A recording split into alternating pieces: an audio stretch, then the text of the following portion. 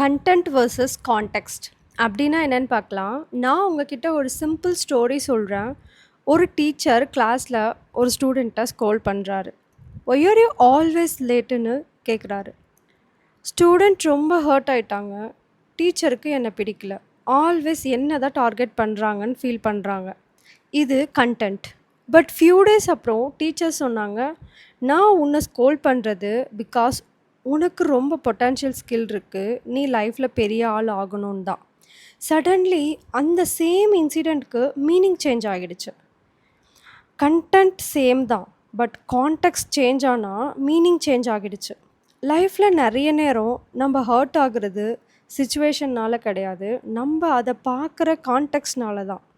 So next time யாராவது உங்ககிட்ட ஏதாவது சொன்னால் பாஸ் பண்ணுங்கள், திங்க் பண்ணுங்கள், இந்த சிச்சுவேஷனுக்கு வேறு கான்டெக்ஸ்ட் இருக்கா? பிகாஸ் சம்டைம்ஸ் கான்டெக்ஸ்ட் சேஞ்ச் பண்ணினா பெயின் கூட லெசன் ஆகிடும். Think about this. Thank you so much.